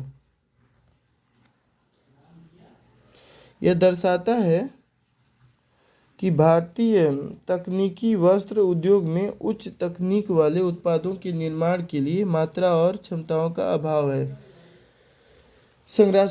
संरचनात्मक मुद्दे, भारत में तकनीकी वस्त्र के उत्पादों से संबंधित कच्चे माल के आयात पर अधिक खर्च करना पड़ता है, जबकि तैयार वस्तुओं के आयात पर खर्च कम आता है। हालांकि यह स्थिति प्रतिलोमी शुल्क संरचना के कारण बनी हुई है। आगे की राह, जागरूकता सृजन, तकनीकी वस्त्रों के बारे में लोगों को शिक्षित करने के लिए सरकार और उद्योगों को एक ठोस बुनियादी ढांचे के निर्माण पर जोर देना चाहिए। कुशल कार्यबल, उद्योग और शिक्षा के बीच संवाद को प्रोत्साहित करने के लिए विशिष्ट मंचों को गठित करना चाहिए। इससे तकनीकी वस्त्रों के लिए विशिष्ट पाठ्यक्रम विकसित करने में मदद मिलेगी। घरेलू निर्माताओं के लिए अवसर, तकनीकी वस्त्रों के कच्चे माल के लिए भारतीय उद्योग को विनिर्माण क्षमता विकसित करनी चाहिए, जबकि तकनीकी वस्त्र विनिर्माताओं को अपनी मशीनरी को उन्नत करने पर ध्यान देना चाहिए। इस उद्योग में विशिष्ट और नए उत्पादों के विकास तथा उद्भव के साथ तालमेल बनाए रखने के लिए तकनीकी वस्त्रों को HSN कोड सूची का सतत विस्तार करते रहना चाहिए। तकनीकी वस्त्र उत्पादों एवं घटकों की लगातार पहचान करने के साथ साथ उन पर ध्यान केंद्रित किया जाना चाहिए, ताकि आत्मनिर्भर भारत और भारत की निर्यात विस्तार से जुड़ी प्राथमिकताओं के साथ समर्थन को संरेखित किया जा सके। संक्षिप्त सुर्खियाँ। बहुराज्य सहकारी समितियाँ अधिनियम 2002। केंद्रीय मंत्रिमंडल ने एमएससीएस अधिनियम 2002 के तहत राष्ट्रीय स्तरीय 3 बहुराज्य सहकारी समितियों के गठन को मंजूरी दी है। राष्ट्रीय स्तर की 3 एमएससीएस की स्थापना से सहकार से समृद्धि सहकारिता के माध्यम से समृद्धि के लक्ष्य को प्राप्त करने में मदद मिलेगी। यह लक्ष्य सहकारी समितियों के समावेशी विकास मॉडल द्वारा हासिल किया जाएगा। 3 नई सहकारी संस्थाएं। महत्व। राष्ट्रीय बहुराज्य सहकारी निर्यात समिति। महत्व। यह अधिशेष वस्तुओं सेवा के निर्यात के लिए एक अम्ब्रेला संगठन के रूप में कार्य करेगा। प्राथमिक से लेकर राष्ट्रीय स्तर की सहकारी समितियां, जिनमें प्राथमिक समितियां जिला, राज्य और राष्ट्रीय स्तर के गांव, संघ और बहुराज्य सहकारी समितियां शामिल हैं, इसकी सदस्य बन सकती हैं। अधिक निर्यात से वस्तुओं और सेवाओं के उत्पादन में वृद्धि होगी तथा रोजगार के अवसर बढ़ेंगे। निर्यात में वृद्धि मेक इन इंडिया को बढ़ावा देगी। इससे आत्मनिर्भर भारत को प्रोत्साहन मिलेगा। सहकारी समितियों को निर्यात से संबंधित सरकारी योजनाओं, नीतियों का लाभ प्राप्त करने में मदद मिलेगी। राष्ट्रीय बहुराज्य सहकारी जैविक ऑर्गेनिक समिति। घरेलू और साथ ही वैश्विक बाजारों में भी जैविक उत्पादों की मांग व खपत की क्षमता को बढ़ाने में मदद मिलेगी। किसानों को एकत्रीकरण, विपणन और ब्रांडिंग के माध्यम से जैविक उत्पादों का उच्च मूल्य प्राप्त करने में मदद मिलेगी। एकत्रीकरण, प्रमाणन, भंडारण, प्रसंस्करण आदि के लिए संस्थागत सहायता प्राप्त हो सकेगी। उत्पादों की संपूर्ण आपूर्ति श्रृंखला का बेहतर प्रबंधन हो सकेगा। राष्ट्रीय बहुराज्य सहकारी बीज समिति। यह समिति गुणवत्तापूर्ण बीजों के उत्पादन, खरीद, प्रसंस्करण, ब्रांडिंग, लेबलिंग, पैकेजिंग, भंडारण, विपणन और वितरण के लिए शीर्ष संगठन के रूप में कार्य करेगी। देशज प्राकृतिक बीजों के संरक्षण और संवर्धन के लिए प्रणाली विकसित करने में मदद करेगी।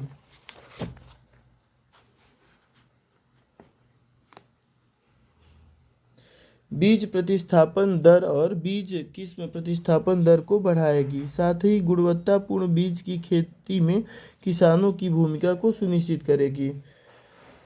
गुणवत्तापूर्ण बीज उत्पादन से आयातित बीजों पर निर्भरता कम हो सकेगी। इसके अतिरिक्त यह समिति ग्रामीण अर्थव्यवस्था को बढ़ावा देगी और खाद्य सुरक्षा को मजबूत करेगी।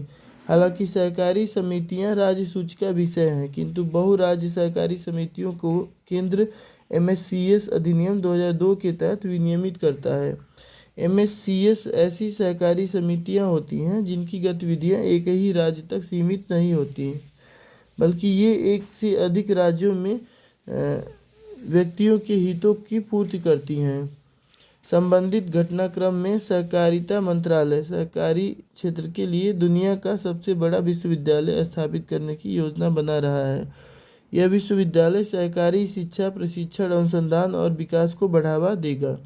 सहकारी विश्वविद्यालय 2026-27 से प्रतिवर्ष प्रबंधकीय पदों के लिए डिग्री, पर्यवेक्षक जॉब के लिए डिप्लोमा तथा संचालन स्तर के पदों के लिए प्रमाणन पत्र प्रदान करेगा। विश्व बैंक की ग्लोबल इकोनॉमिक प्रॉस्पेक्टस रिपोर्ट। विश्व बैंक की इस रिपोर्ट में वैश्विक आर्थिक विकास और संभावनाओं की पड़ताल की जाती है। इस रिपोर्ट में उभरते बाजारों और विकासशील अर्थव्यवस्थाओं पर विशेष ध्यान दिया जाता है। विश्व बैंक की यह प्रमुख रिपोर्ट वर्ष में 2 बार प्रकाशित की जाती है। रिपोर्ट के प्रमुख अनुदान। वैश्विक जीडीपी वृद्धि दर यह 2023 में 1.7% अनुमानित है। वैश्विक जीडीपी में 1993 के बाद यह तीसरी सबसे कम वृद्धि दर होगी। इससे पहले वैश्विक जीडीपी वृद्धि दर 2009 और 2020 की मंदी के दौरान सबसे कम रही थी। 2023 में भारत की जीडीपी वृद्धि दर 6.6% अनुमानित है। आर्थिक स्लोडाउन के कारण उच्च मुद्रास्फीति, अधिक ब्याज दरें, कम निवेश और रूस यूक्रेन युद्ध के कारण उत्पन्न हुई समस्याएं। कोई भी अतिरिक्त प्रतिकूल आघात वैश्विक अर्थव्यवस्था को मंदी की ओर धकेल सकता है। मंदी आर्थिक गतिविधियों में महत्वपूर्ण, व्यापक और लगातार गिरावट है। अधिकतर विश्लेषणों में कम से कम लगातार 2 तिमाहियों से नकारात्मक जीडीपी समृद्धि दर दर्ज होने पर मंदी की स्थिति मानी जाती है। ईएमडीईज देश कई वर्षों से आर्थिक क्षेत्र में धीमी समृद्धि दर का सामना कर रहे हैं। इसका मुख्य कारण इन देशों पर कर्ज का भारी बोझ एवं कम निवेश है। यह स्थिति ईएमडीईज में व्यापक विकास और जलवायु लक्ष्यों की प्रगति को खतरे में डाल सकती है। 1.5 मिलियन या उससे कम आबादी वाले छोटे देश अधिक संकट का सामना कर सकते हैं। इसके निम्नलिखित कारण हैं। इन देशों की बाह्य व्यापार और वित्त पोषण पर निर्भरता, आर्थिक गतिविधियों में विविधीकरण की कमी, कर्ज का बोझ तथा प्राकृतिक आपदा का खतरा। ईएमडीईज के लिए किए जाने वाले उपाय: रोजगार के अवसर पैदा करने और उत्पादन को बढ़ाने के लिए अधिक निवेश की जरूरत है। ऋण देते समय अधिक पारदर्शिता होनी चाहिए। सीमा पार व्यापार बढ़ाने के लिए मजबूत सहयोग को बढ़ावा दिया जाना चाहिए आदि। World economic situation and prospectus report. इस रिपोर्ट को संयुक्त राष्ट्र के आर्थिक एवं सामाजिक मामलों के विभाग यूएनडेसा ने व्यापार और विकास पर संयुक्त राष्ट्र सम्मेलन अंकटाड तथा 5 संयुक्त राष्ट्र क्षेत्रीय आर्थिक आयोगों के साथ मिलकर तैयार किया है।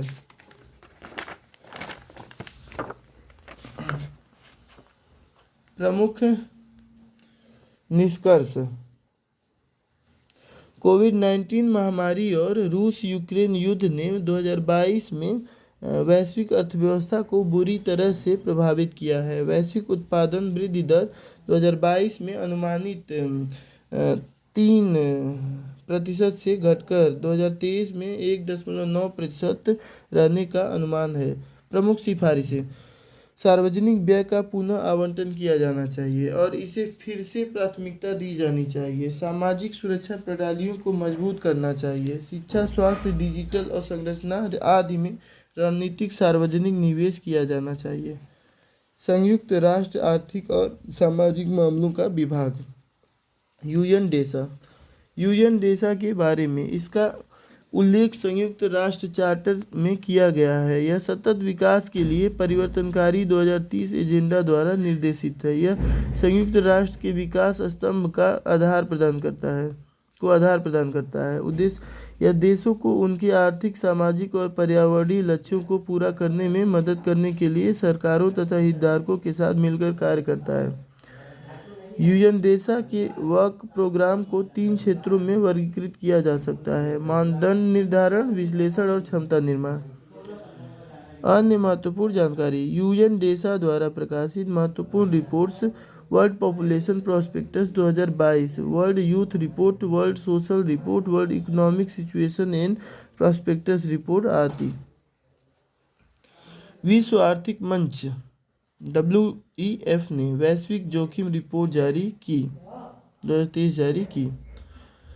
यह रिपोर्ट ग्लोबल रिस्क परसेप्शन सर्वे के आधार पर प्रति वर्ष प्रकाशित की जाती है। यह रिपोर्ट अग्रलिखित 5 श्रेणियों में प्रमुख जोखिमों को रेखांकित करती है: आर्थिक, पर्यावरणीय, भू-राजनीतिक, सामाजिक और तकनीकी।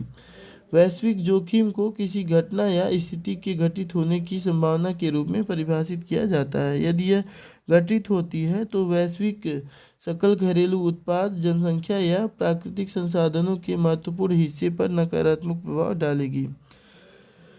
वैश्विक जोखिमों को लघु और दीर्घ अवधि के प्रभाव की गंभीरता के आधार पर रैंक प्रदान की गई है। रिपोर्ट के मुख्य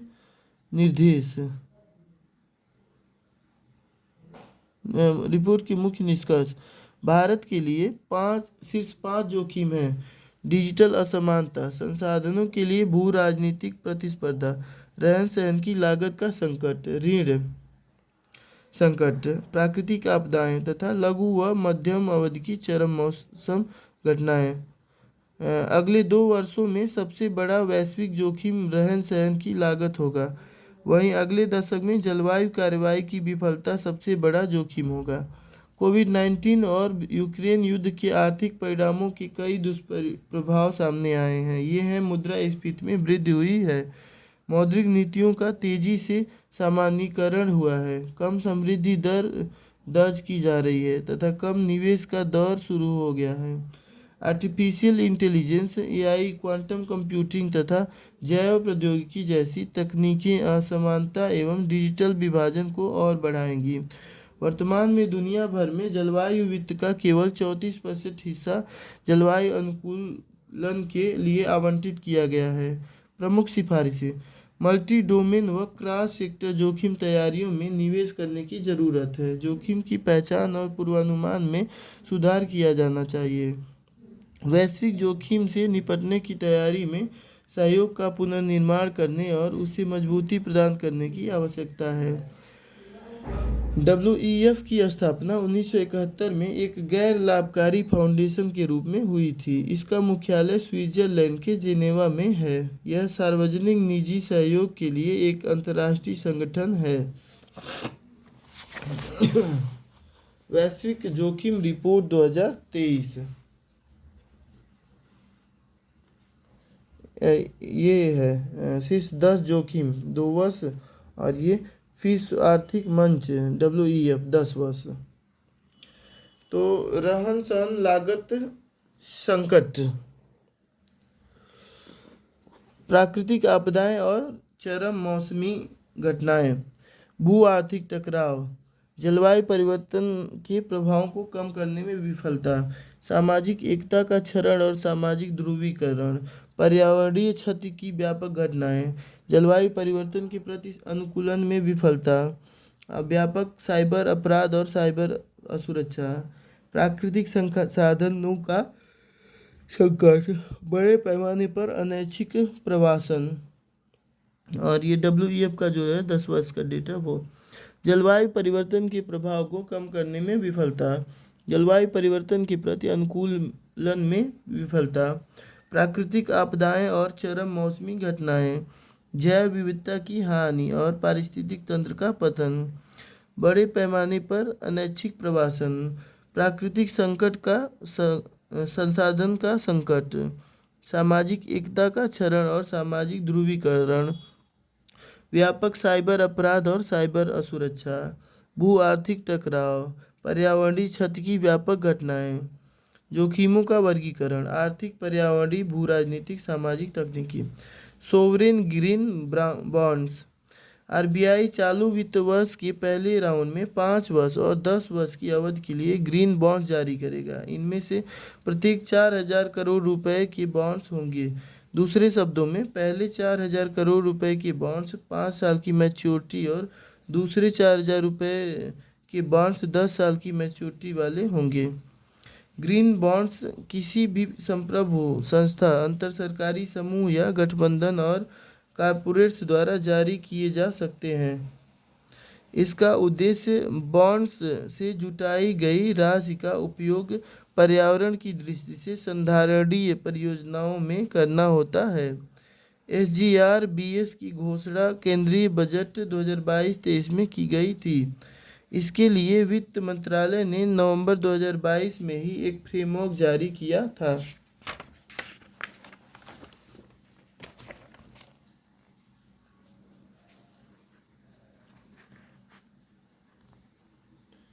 SGR-BS फ्रेमवर्क के तहत पात्र परियोजनाओं में शामिल है नवीकरणीय ऊर्जा, उच्च ऊर्जा दक्षता, स्वच्छ परिवहन, जलवायु परिवर्तन अनुकूलन, संधारणीय जल और अपशिष्ट प्रबंधन, प्रदूषण रोकथाम और नियंत्रण, हरित भवन, जैव विविधता संरक्षण आदि से संबंधित परियोजनाएं। ग्रीन बॉन्ड का महत्व। इससे जलवायु परिवर्तन के खतरों और संबंधित चुनौतियों से निपटने के लिए राशि जुटाने में सहायता मिलती है। इससे निवेशकों को निवेश के अच्छे अवसर मिलते हैं, जिससे उनकी व्यवसाय रणनीति को सकारात्मक दिशा मिलती है। इससे सार्वजनिक क्षेत्र की परियोजनाओं में निवेश करने के लिए जरूरी वित्त प्राप्त करने में सरकार को मदद मिलती है। इस प्रकार अर्थव्यवस्था में कार्बन उत्सर्जन को कम करने में भी सहायता मिलती है। ग्रीन बॉन्ड्स की क्षमता का दोहन करने में चुनौतियाँ। इसके लिए पात्रता मानदंडों में कई तरह की परियोजनाओं को शामिल किया गया है। इसके कारण ग्रीन वॉशिंग की आशंका बढ़ सकती है। ग्रीन वॉशिंग के अंतर्गत कंपनियां अपनी अधिकांश गतिविधियों को पर्यावरण के अनुकूल दिखाने का प्रयास करती हैं।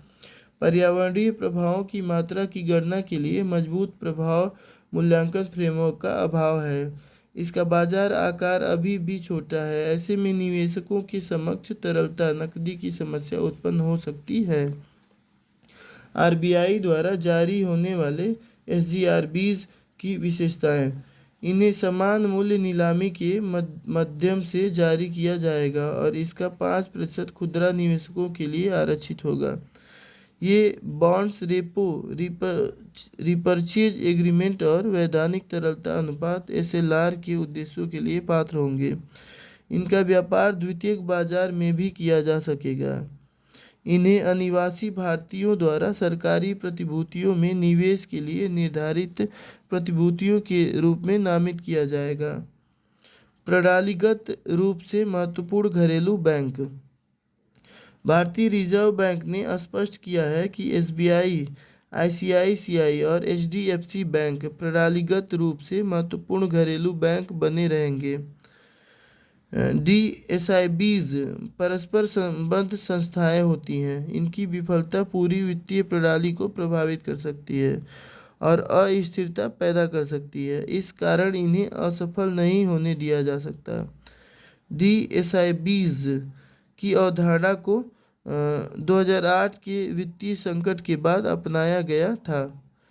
डीएसआईबीज का दर्जा निम्नलिखित अग्रलिखित आधारों पर दिया जाता है। उनका आकार, उनकी अंतर्संबंधता, उनका विकल्प या वित्तीय संस्थान और संरचना, आसानी से उपलब्ध न होना और जटिलता। ये तो भूल ही गए थे, चलिए इसको भी देख लेते हैं। सोवरेन ग्रीन बॉन्ड्स फ्रेमवर्क के अंतर्गत पात्र परियोजनाएं। जलवायु परिवर्तन अनुकूलन, हरित भवन और जैव विविधता संरक्षण, स्वच्छ परिवहन, नवीकरणीय ऊर्जा, ऊर्जा दक्षता, प्रदूषण की रोकथाम और नियंत्रण, सतत जल एवं अपशिष्ट प्रबंधन। ये सारी परियोजनाएं चलाई जा रही हैं इसके अंतर्गत।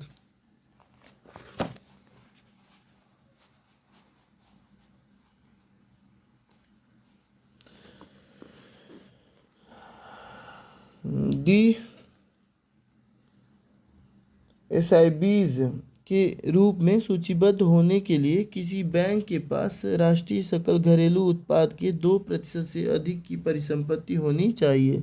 आरबीआई ने पहली बार 2014 में डीएसआईबीज के लिए रूपरेखा जारी की थी।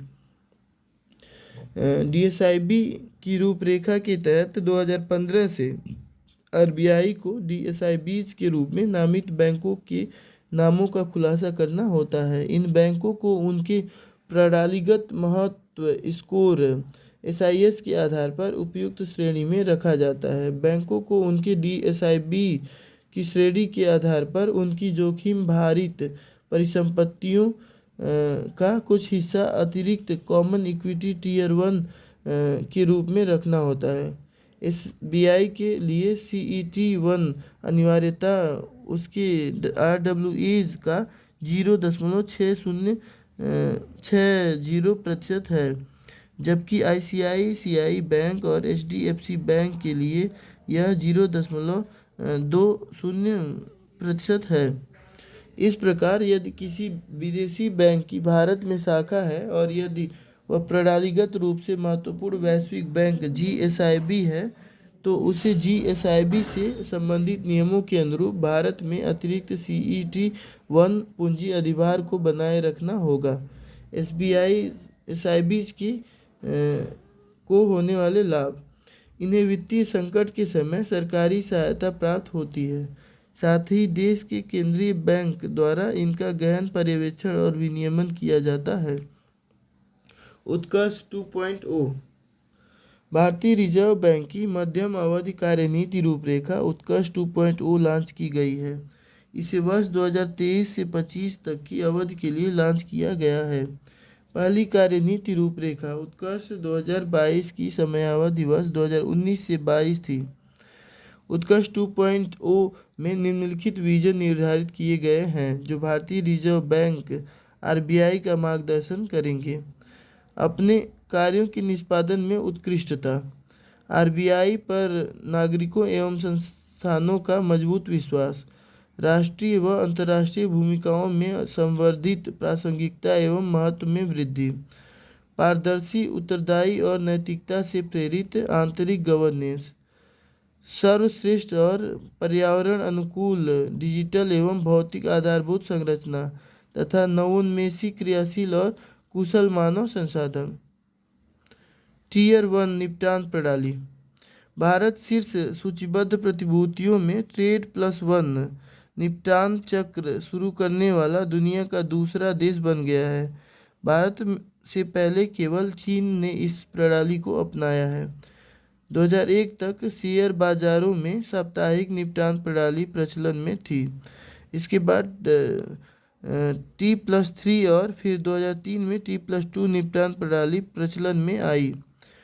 T+1 के तहत व्यापार से संबंधित निपटान लेन देन पूरा होने के लिए 1 दिन या 24 घंटे के भीतर संपन्न करना होता है। T+1 के लाभ: निवेशकों के पास पर्याप्त तरलता, धन और स्टॉक की तेजी से रोलिंग, समाशोधनों, निगमों के लिए अनिर्णित अनसेटल्ड व्यापार एक्सपोजर को 50% तक कम करता है। व्यापार के जोखिम को कवर करने के लिए सिस्टम में अवरुद्ध पूंजी की मात्रा को कम करता है आदि।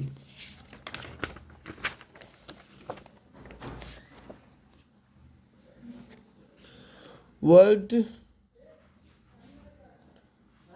Employment and social outlook trends 2023 report. यह अंतर्राष्ट्रीय श्रम संगठन ILO द्वारा जारी एक वार्षिक रिपोर्ट है। यह रिपोर्ट 2023 और 2024 के लिए श्रम बाजार से संबंधित अनुमान प्रदान करती है, साथ ही श्रम उत्पादकता वृद्धि में आए रुझानों को भी सामने लाती है। रिपोर्ट के मुख्य निष्कर्ष: 2023 में वैश्विक रोजगार में केवल 1% की वृद्धि होगी। वैश्विक बेरोजगारी दर के 5.8% रहने का अनुमान लगाया गया है। उभरते भू राजनीतिक तनाव, महामारी से रिकवरी और आपूर्ति श्रृंखलाओं में मौजूद समस्याओं ने श्रम बाजार में गिरावट के रुझान को बढ़ा दिया है। 2022 में महिलाओं की श्रम बल भागीदारी दर 47.4% थी, जबकि पुरुषों की भागीदारी 72.3% थी। अफ्रीका और अरब देशों में 2023 में बेरोजगारी दर में गिरावट आएगी, साथ ही यहाँ लगभग 3% या उससे अधिक की रोजगार वृद्धि देखने को मिलेगी। ILO संयुक्त राष्ट्र की एक विशेष एजेंसी है। इसका मुख्यालय स्विट्जरलैंड के जिनेवा में स्थित है। यह एकमात्र त्रिपक्षीय संयुक्त राष्ट्र एजेंसी है जो 187 सदस्य देशों की सरकारों, नियोक्ताओं और श्रमिकों को एक मंच पर लाती है। इसका उद्देश्य विश्व की सभी महिलाओं और पुरुषों के लिए गरिमापूर्ण कार्य को बढ़ावा देने हेतु श्रम मानक बनाना है। इसका गठन वर्ष 1919 में वर्साय की संधि के तहत किया गया था। इसे सामाजिक न्याय सुनिश्चित करके राष्ट्रों के बीच बंधुत्व को बढ़ावा देने के लिए 1969 के नोबेल शांति पुरस्कार से सम्मानित किया गया था। ILO द्वारा प्रकाशित अन्य रिपोर्ट है वैश्विक मजदूरी रिपोर्ट और विश्व सामाजिक सुरक्षा रिपोर्ट। शब्दावली: श्रम बल भागीदारी दर LFPR, इसे जनसंख्या में श्रम बल में शामिल व्यक्तियों के प्रतिशत के रूप में परिभाषित किया जाता है। इसमें कार्यरत या काम की तलाश में या काम के लिए उपलब्ध व्यक्ति शामिल होते हैं।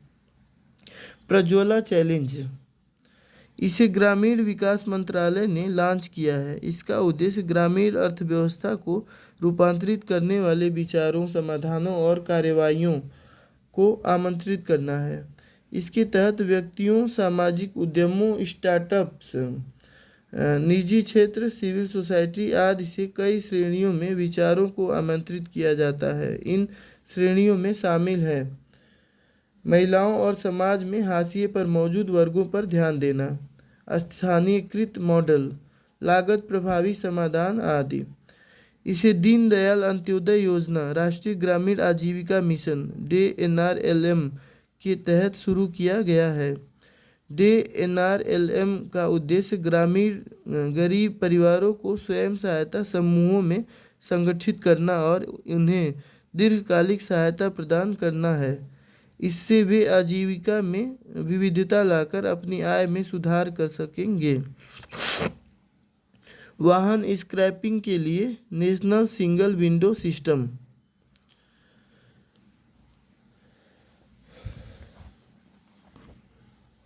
सड़क परिवहन और राजमार्ग मंत्रालय ने सूचित किया है कि voluntary vehicle fleet modernisation programme के लिए NSWS में 11 राज्य केंद्र शासित प्रदेश शामिल हुए हैं। इससे वाहन स्क्रैपिंग तंत्र में निजी निवेश को आकर्षित करने में मदद मिलेगी। ये 11 राज्य केंद्र शासित प्रदेश हैं: गुजरात, उत्तर प्रदेश, कर्नाटक, आंध्र प्रदेश, उड़ीसा, मध्य प्रदेश, राजस्थान, असम, गोवा, उत्तराखंड और चंडीगढ़।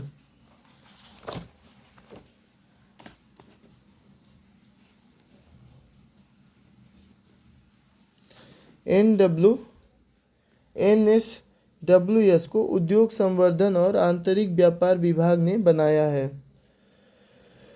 VVMP या वाहन स्क्रैपिंग नीति का 1 अप्रैल 2022 से कार्यान्वयन हुआ है।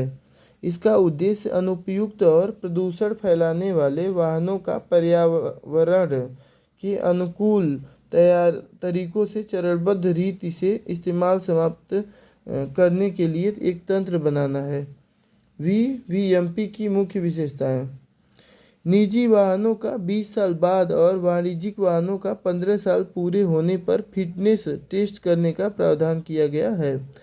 देश भर में पंजीकृत वाहन स्क्रैपिंग सुविधा केंद्रों की स्थापना का प्रावधान किया गया है। ये केंद्र वाहनों की पर्यावरण अनुकूल स्क्रैपिंग करेंगे, स्क्रैप किए गए वाहनों से उपयोगी उत्पादों की प्राप्ति को बढ़ाएंगे तथा अन्य संबंधित गतिविधियों को संपन्न करेंगे। वाहन स्क्रैपिंग उद्योग को औपचारिक रूप देने के लिए सार्वजनिक और निजी निवेश को प्रोत्साहित किया जाएगा। बेहतर ईंधन दक्षता प्राप्त करने, वाहनों से होने वाले वायु प्रदूषकों को कम करने आदि के लिए खराब हो चुके वाहनों को बदलने के लिए प्रोत्साहित किया जाएगा। यह किसी वाहन को केवल उसके उपयोग वर्षों के कारण स्क्रैप नहीं मानता है, बल्कि ब्रेक की गुणवत्ता, इंजन के प्रदर्शन जैसे अन्य कारकों पर भी विचार करता है।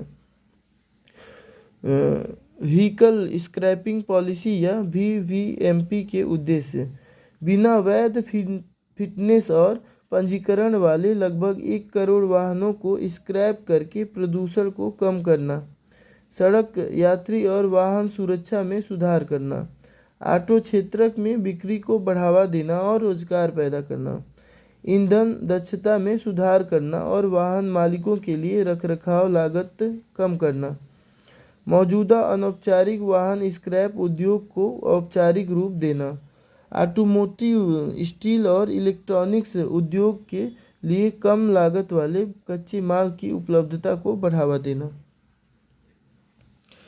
प्रसारण और संरचना और नेटवर्क विकास योजना।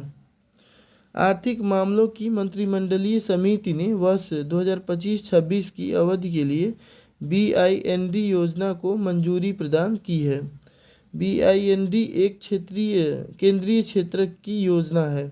इसका लक्ष्य सार्वजनिक प्रसारणकर्ता प्रसार भारती यानी ऑल इंडिया रेडियो और दूरदर्शन का आधुनिकीकरण करना है। यह योजना प्रसार भारती को संगठन के प्रसारण संबंधी बुनियादी ढांचे के विस्तार और उन्नयन, उच्च गुणवत्ता युक्त कंटेंट के सृजन आदि से संबंधित व्यय के लिए वित्तीय सहायता प्रदान करेगी। इस योजना के तहत देश में AIR-FM फ्रीक्वेंसी मॉड्यूलेशन ट्रांसमीटरों के कवरेज को भौगोलिक क्षेत्र के अनुसार 59% से बढ़ाकर 66% और आबादी के हिसाब से 68% से बढ़ाकर 80% किया जाएगा। इसके अलावा दूरस्थ जनजातीय वामपंथी उग्रवाद LWE से प्रभावित और सीमावर्ती क्षेत्रों में रहने वाले लोगों को 8 लाख से अधिक DD free dish setup box निःशुल्क रूप से वितरित किए जाएंगे। शब्दावली को जानें। फ्रीक्वेंसी मॉड्यूलेशन FM, यह मॉड्यूलेटिंग सिग्नल की फ्रीक्वेंसी के अनुरूप कैरियर वेव फ्रीक्वेंसी को बदलकर किसी विशेष एनालॉग या डिजिटल सिग्नल पर जानकारी को एन्कोड करने की प्रक्रिया है।